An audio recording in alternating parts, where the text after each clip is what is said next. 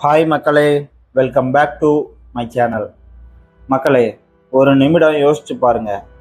நீங்கள் ஒரு முதலீடு செய்கிறீங்க, ஆனால் அது பயங்கரமாக நஷ்டமாகுது. எல்லாரும் சொல்கிறாங்க பொருளாதாரம் அழிய போகுதுன்னு. ஆனால் அதே சமயம் இன்னொரு பக்கம் ஒருத்தர் கோடிக்கணக்கில் லாபம் சம்பாதிக்கிறாரு.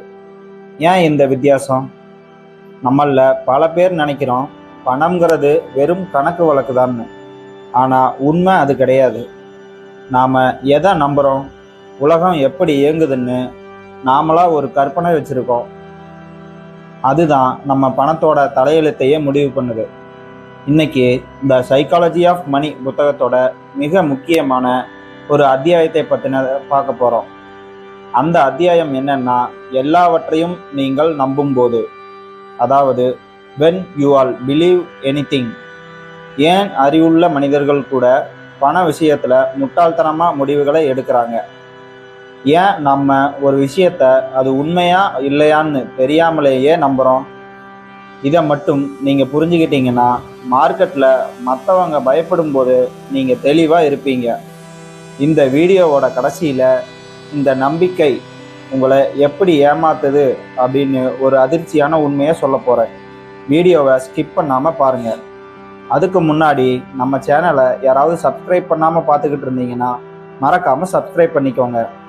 அப்படியே பக்கத்தில் இருக்க பெல் பட்டனையும் மறக்காமல் கிளிக் பண்ணிக்கோங்க. அப்போ தான் நான் போடுற எஃபர்ட் உங்களை வந்து சேரும். சரி மக்களே, வாங்க வீடியோக்குள்ளே போகலாம். நமக்கு ஒரு விஷயம் தேவைன்னு வரும்போது அது உண்மையாக இருக்கணும்னு நாம் ஆசைப்படுவோம். உதாரணத்துக்கு, ஒருத்தருக்கு உடம்பு சரியில்லை, எல்லா டாக்டரும் கைவிட்டுட்டாங்க. அப்போ ஒருத்தர் வந்து இந்த வேற சாப்பிட்டா சரியாயிரும் அப்படின்னு சொன்னா அந்த நோயாளி அதை யோசிக்காம நம்புவார். ஏன்னா அவருக்கு குணமாகணும் அப்படிங்கிற தேவை இருக்கு. பண விஷயத்துலையும் இதுதான் நடக்குது. நமக்கு அதிக பணம் வேணும்னு ஆசை இருக்கும்போது யாராவது வந்து ஒரே மாசத்துல பணத்தை டபுள் ஆக்கலாம் அப்படின்னு சொன்னா நம்ம மூளை லாஜிக்கை யோசிக்காது, அந்த ஆசையை மட்டும்தான் பார்க்கும். இதுக்கு புத்தகத்தில் மார்கன் ஹவுசல் ஒரு சில உதாரணங்களை சொல்கிறாரு. சுமார் 1920களில் அமெரிக்காவில் பயங்கரமான பொருளாதார வீழ்ச்சி ஏற்பட்டது. மக்கள் சாப்பாட்டுக்கே கஷ்டப்பட்டாங்க. அப்போது ஒரு நபர் நான் எதிர்காலத்தை கணிப்பேன்னு சொல்லி விசித்திரமான கதைகளை சொன்னார். மக்களும் அதை அப்படியே நம்பினாங்க.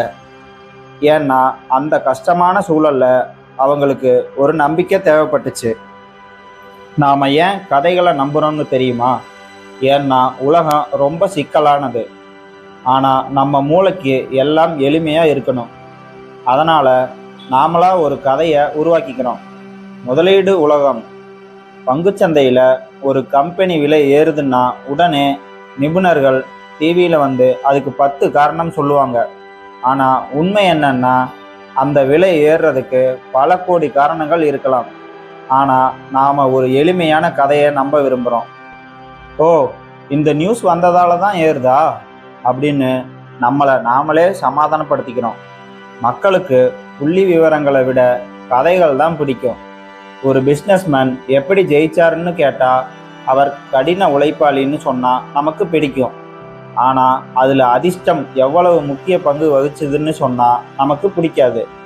ஏன்னா அது நம்ம கட்டுப்பாட்டில் இல்லை.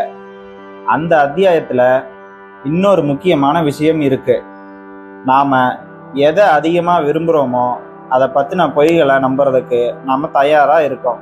இதைத்தான் இன்சென்டிவ் ட்ரிவன் பயாஸ் அப்படின்னு சொல்லுவாங்க. 2008 உலகம் முழுக்க பெரிய பொருளாதார வீழ்ச்சி வந்துச்சு. அதுக்கு முன்னாடி வரைக்கும் பெரிய பெரிய பேங்க் மேனேஜர்கள் எல்லாம் சரியா இருக்குன்னு தான் சொன்னாங்க. அவங்களுக்கு தெரியாதா ஆபத்து இருக்குன்னு? கண்டிப்பா தெரியும். ஆனா அவங்க அந்த சிஸ்டம் மூலமா கோடிக்கணக்கில் சம்பாதிச்சாங்க. அதனால ஆபத்து கண்ணு முன்னாடி தெரிஞ்சாலும் எல்லாம் நல்லபடியா நடக்கும்னு அவங்களையே அவங்க நம்ப வச்சுக்கிட்டாங்க. உங்ககிட்ட ஒருத்தர் வந்து ஒரு ஸ்கீமை பத்தி சொல்றாருன்னு வைங்க. அதுல உங்களுக்கு லாபம் இருக்குன்னா நீங்க அதுல இருக்கிற குறைகளை பார்க்க மாட்டீங்க. அதுதான் மனிதனுடைய இயல்பு. இந்த உலகத்தில் நடக்கிற 90% விஷயங்கள் நம்ம கட்டுப்பாட்டில் இல்லை. ஆனால் நாம் என்ன நினைக்கிறோம்? எனக்கு எல்லாமே தெரியும், நான் கணக்கு போட்டா தப்பாது அப்படின்னு நினைக்கிறோம். இதைத்தான் இல்யூஷன் ஆஃப் கண்ட்ரோல்னு சொல்லுவாங்க. புத்தகத்தில் மார்கன் கௌசல் ஒரு அருமையான பாயிண்ட்டை சொல்கிறாரு. உலகம் எப்படி இயங்குதுன்னு நமக்கு தெரிஞ்சது 1% கூட கிடையாது. ஆனால் மீதி இருக்கிற 99% இடத்தையும் நாம் கற்பனையால் நிரப்புகிறோம். இதனால தான் போர் வரும்போதோ அல்லது மார்க்கெட் கிராஷ் ஆகும்போதோ நாம் அதிர்ச்சி ஆகிறோம். சரி, இதிலிருந்து தப்பிக்கவே முடியாதா அப்படின்னு நீங்கள் கேட்கலாம். கண்டிப்பாக முடியும் மக்களே. இந்த அத்தியாயம் நமக்கு சொல்லித்தர்ற பாடம் இதுதான். முதல்ல எல்லாத்தையும் நம்பாதீங்க. ஒரு விஷயம் நம்ப முடியாத அளவுக்கு இனிப்பா இருந்துச்சுன்னா கண்டிப்பா அதுல ஏதோ ஒரு கசப்பு இருக்குதுன்னு அர்த்தம். அடுத்ததா, ஆசையை தள்ளி வைங்க. ஒரு முடிவை எடுக்கும்போது உங்க ஆசை அதுல குறுக்கிடாம பார்த்துக்கோங்க. கடைசி பாயிண்ட், தவறு செய்ய இடம் கொடுங்க. நான் கணக்கு போட்டது தப்பாகலாம் அப்படிங்கிற ஒரு சின்ன இடத்தை எப்பவுமே வச்சிருங்க. அதுதான் உங்களை பெரிய நஷ்டத்துல இருந்து காப்பாற்றும்.